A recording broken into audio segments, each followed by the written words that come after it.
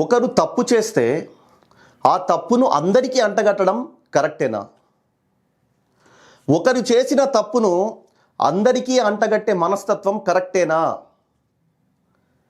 ఎవరో దుర్మార్గులు చేసిన దానిని మీరు ఇతరులకు ఆపాదించడం ఎంతవరకు సబబు? నవంబర్ 10వ తేదీన ఈ నెల ఎర్రకోట వద్ద భారీ బ్లాస్ట్ జరిగింది. చాలా హృదయ విదారకమైన ఘటన అది. అనేక మంది ప్రాణాలు కోల్పోయారు. అదేవిధంగా భారతీయుల మనోధైర్యాన్ని ప్రశ్నించిన ఘటన అది. అయితే అందులో కొంతమంది ముస్లింలకు సంబంధించిన డాక్టర్లు కూడా ఉన్నారు. ముస్లిం డాక్టర్లు కొంతమంది ఉగ్ర మూకలతో చేతులు కలిపి ఇటువంటి దుర్మార్గమైన పనికి ఒడిగట్టారన్నది కాదనలేని విషయం. వాళ్లను కఠినంగా శిక్షించాలి, ఉరి తీయాలి. రెండోసారి వాళ్ళని ఎలా చేయాలంటే నడి రోడ్డు మీద నిలబెట్టి ఉరి తీయాలి. No doubt about it. అయితే అందులో ఒక లేడీ డాక్టర్ కూడా ఉంది. ఆమె ఎవరైనా సరే, అది లేడీ అయినా సరే, జెంట్ అయినా సరే, ఉగ్రమూకలతో కలిసి చేసిన అటువంటి పనికి వాళ్లను కఠినంగా అంటే కఠినంగా నడి రోడ్డు మీద నిలబెట్టి వాళ్లను నిర్దయగా ఉరితీయాలి. మరి ఎవరో కొందరు చేశారన్న పనిని అందరికీ అంటగట్టడం ఎంతవరకు సబబు? ఇక్కడ కనిపిస్తున్న వ్యక్తి దాదాపు అందరికీ పరిచయమే ఉంటుంది. డాక్టర్ నూరి పర్వీన్ అలియాస్ నూరి పరి అలియాస్ 10 రూపాయల డాక్టర్, ఇలా రకరకాల పేర్లు ఉన్నాయి ఆమెకు. కడపలో ఎవరైనా సరే కడపకు వెళ్తే ఆమెను కడప మదర్ తెరీసా అని పిలుస్తారు. ఎందుకు ఆ పేరు వచ్చింది? అతి చిన్న వయసులోనే ఆమె చదువు పూర్తయిన వెంటనే 10 రూపాయలకు నేను సేవ చేస్తా, 10 రూపాయల ఓన్లీ జస్ట్ 10 రూపీస్ తీసుకుంటూ ఆమె క్లినిక్ను ప్రారంభించింది. ఈవెన్ కోవిడ్లో సైతం ఆమె ఎక్కడ కూడా తన వైద్యాన్ని ఆపలేదు.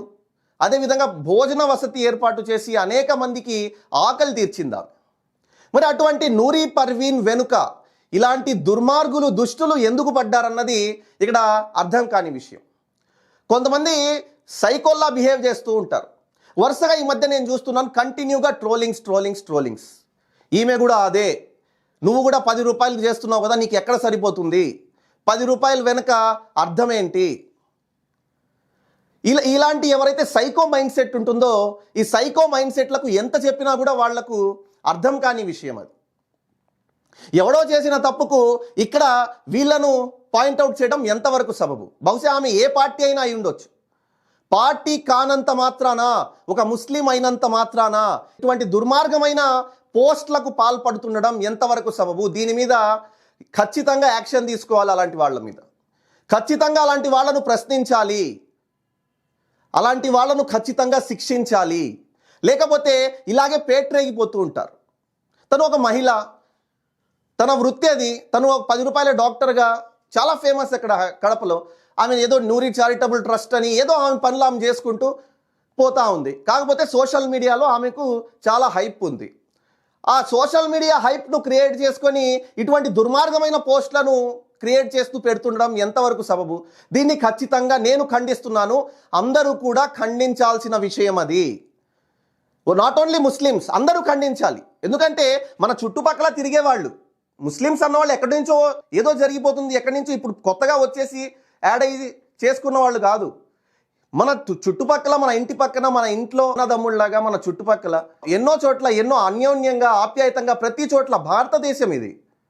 భారతదేశంలో యూనిటీ ఇన్ డైవర్సిటీ మనకు తెలిసిందే, భిన్నత్వంలో ఏకత్వం అన్నీ. కాబట్టి భారతదేశం యొక్క పవిత్రతను ఎక్కడ కూడా పోగొట్టకుండా, భారతదేశ చరిత్రను ఎక్కడ కూడా ఇటువంటి దుర్మార్గులు ఎవరైతే ట్రోలింగ్స్ చేస్తున్నారో అటువంటి దుర్మార్గులకు కఠినంగా శిక్ష విధిస్తూ, ఇది భారతీయ సంస్కృతి అంటే, ఇది సంప్రదాయం అంటే, ఇది చరిత్ర అంటే, ఇది సెక్యులరిజం అంటే అన్నట్టు తెలియజేయాలి. కాబట్టి వీళ్ళకి ఖచ్చితంగా శిక్ష పడాలనేది నా అభిప్రాయం. కాబట్టి ఎవరైనా సరే ఇటువంటి ఏవైతే ట్రోలింగ్స్ ఉన్నాయో, పోస్టులు ఉన్నాయో వీటిని సమర్థించవద్దనేది నా request. Thank you so much for watching. This is Nizam.